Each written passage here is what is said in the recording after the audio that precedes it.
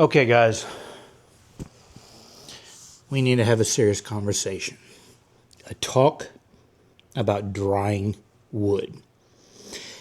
Inadvertently, many years ago, I kind of coined a phrase, and it has continually over the years come back to haunt me. A slacker stack. You know, that stack of wood that you set aside in a fairly obvious place in your shop or wherever you dry wood with the full intention of getting back to it. Key thing, full intention of getting back to it to make something out of it. But it just takes a little bit of time. And every time you walk past that stack, you hear in your back of your mind, it's just calling out to you, slacker, slacker, get off your butt and finish the stack of wood, slacker. It's a slacker stack, okay? That is what it is. In my definition of a slacker stack is the absolute least amount of effort you put into storing the wood so that you can work it later. Get that? Least amount. There is a little bit of effort involved in it, but with that little bit of effort, you can go practically decades ignoring that stack of wood. Well, some of you out there, you know who you are, have been using that term wrong and somewhat derogatory, and then referencing it back to me, blaming me for your incompetent slacker stack. So today, I'm going to put in the effort that I've started probably 15, maybe even 20 years ago. It's how long I've been doing slacker stacks. And there are probably some pieces of wood that have traveled with me from shop to shop to shop that are still in that stack. And because I kind of joined shops with my dad about 4 years ago, and he's had a slacker stack of his own, there could be stuff in that stack coming from Wisconsin down to Texas, through North Texas, maybe even through Hawaii, that have made it into that slacker stack. But the wood, hopefully, is still useful. Because with massive forethought of knowing this topic might come up, I have created a scientific experiment to show you what is and is not a slacker stack, and the results of what happens if you don't do slacker stacks correctly. So, in today's video, let's explore drying wood via the slacker stack. Now, next to my lathe, I have a stack of wood. Processed wood that I've put in effort into creating a perfect shape ready to come over to do my production work at the lathe. This is not a slacker stack. There's a lot of effort into there to process the wood. This is just storage, okay? There's a difference between storage and a slacker stack. As we walk into my storage closet of wood, we have boards leaning against the wall. We got hard maple, mesquite, walnut, all that kind of stuff. This too is not a slacker stack, even though some of these boards have been here for probably, well, I've been dragging them around for 10 years at least, this walnut board right there. But it is fully dried, ready to go at a moment's notice. It has been processed and I've paid for it. So this cannot be, by definition, a slacker stack because I put effort and capital into it. As such, neither can I call any of the wood that I have gone out, cut down the trees, and then process them into specific shapes to dry a certain way for specific projects. This stuff is being processed, it's being dried over time until it gets to the perfect setting where I can make stuff to earn a living out of it. I might not have a lot of capital invested into it, but I have a lot of labor. Hence, it's not a slacker stack because I've got work in it. So I think because of the effort, you can see there's no way those could be slacker stacks. There has to be the least amount of effort you can put into a board or something like that in order to be able to work it at a later date, correct? So, as I told you earlier, 4 years ago, I set up a scientific experiment so that I could prove the concept of the value of having a slacker stack, even though it mocks you every time you pass it. Because if you don't put in the least amount of effort, bad things do happen. And those of y'all that have been out there referencing your slacker stacks, and it doesn't meet that short definition, you're giving the term a bad name. So come along and let me show you this. 3 years ago, I got myself a milling log, and to test it out, I cut that log into slabs. And I set it to the side because I really wanted to just play with the chainsaw at the time, but I knew I would get back to this board because that's why I cut it this thick, for making a bowl. The problem is, I left it on the dirt. And that is the worst thing you can do because the funguses, the bacteria and stuff wreak havoc with it. And in short order, it is literally dirt. So me stacking this wood on the ground does not mean it's a slacker stack, because the number one rule of a slacker stack is not leaving it on the ground. That's the least you could do. But we've got to do a little bit more because other things happen to wood if you just set it outside. Here too is another stack of wood, but I cannot call this a slacker stack. Now, I did take the precautions of getting the wood off the ground. But as you can see, I harvested this tree maybe 2.5 years ago. And yeah, the outside is rotting off. But the key thing is, I did not protect this from the elements, from the rain. And water and wood, pretty much almost all species, except for a few, don't mix very well over time. It allows for rot.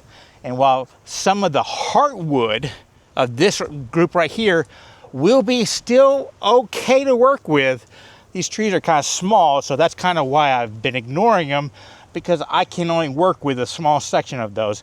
And you know, you're only going to get a good 2x4 out of that section right there. So this is not a slacker stack, even though I'm embarrassed every time I see it because didn't get to the wood, but it's just a little bit smaller than I really use most of the time. Not a slacker stack because I set it aside and now it's rotted enough I can't work it. Here too, another stack of wood. We had a storm about a year ago. Lots of trees fell down in my neighborhood. So I went around and picked up all these little 4-inch, 6-inch trees with the idea that at the holiday season I would be making trees. Life happens, I never got to it, so now I have a stack, but it is not a slacker stack.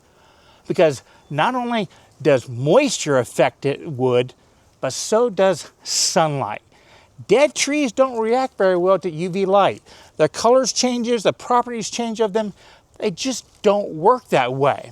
So, to make a true slacker stack, you have to have enough effort into it to protect it from the ground, from water, and the sun. 3 little things, just a little bit of effort. So to prove my point, I'm now going to introduce you to my true slacker stack, made up of all the wood my dad and I have been dragging around for most of our woodworking career that has laughed at us this entire time. This right here, people, is a slacker stack. And as I said, 4 years ago, in anticipation of doing this scientific experiment to prove to you the value of a true slacker stack, I combined mine with my dad, and I haven't touched it since. Every time I walk to my shed, it is within sight, and it calls out to me, and I am embarrassed, but it is still here, ready for me to work pretty much any time I want. Yes, there might be a little bit of degradation. We'll find out in a second, because as I said, 4 years.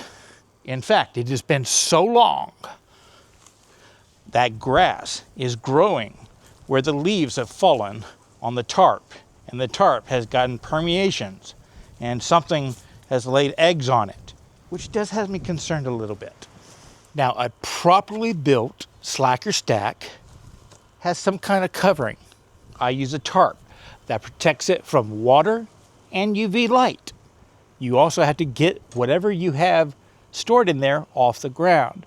We just threw a couple of pallets down and stacked the wood off on that. It prevents some bugs, not all. You're going to get a little bit of bugs in the sugar wood, the sapwood, but really we just care about the heartwood anyways. And it does protect it from rot, from water, and the UV. But it doesn't matter if your slacker stack you've ignored for a day, a week, a month, or 4 years. There are certain processes you need to take when uncovering your slacker stack. Number one tool you're going to need, though, is a rake. I don't have a rake, so I'm going to use a pitchfork. Okay, if there are any monsters in there, yo, get out. Get out now.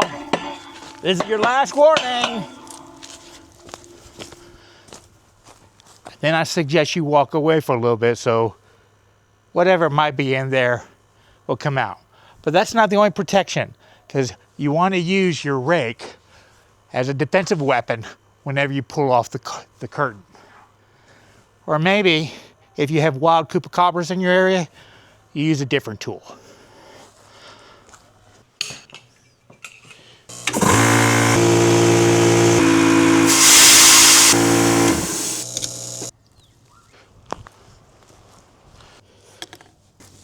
Okay, you dastardly chupacabra, you better not be living in, oh crap.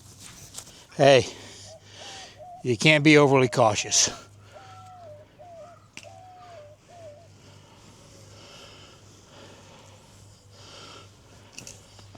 Okay, this might have been a little bit overkill, but you get my point. Let's check out what we got. And already, I can tell, this stuff has aged great. Look at that. Fairly solid woods. And that one, probably not, but that one is good. That piece of walnut there. And Dad had a box of just a bunch of little stuff. Yeah, some of it, I think this box got water in it, so yeah, that's no good. But look at that piece of pecan right there. Those ones that have been painted in, that piece of walnut right there. 4 years, totally ignored, outside, on a pallet, above ground. Not everything's salvageable, but a lot of it is. That's a slacker stack. Now I'm in this situation of kind of use it or lose it with my slacker stack. So I pulled off this piece of pecan. You can see it's got some of that mold on it, fungus on it. Been outside for, actually white paint on this side, I'm going to say 7 years, because I did this back when I was in the warehouse for a tria process. So this has been outside somewhere for 7 years. And I kind of need some vase blanks. So let's see if I can get a vase blank or two out of this. First, I'm going to cut 1 inch or so off of each side to see how far in the cracks go, because a lot of times these cracks only go a little ways in, except for right in the middle. Sometimes they'll go quite a bit, but in my mind that's okay, because this right here I believe is going to be pretty solid.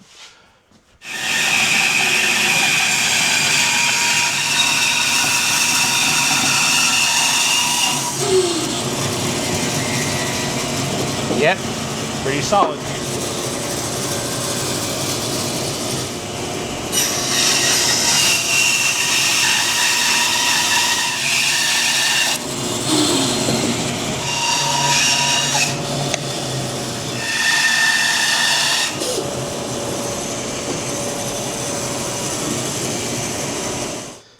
Guys, look at that.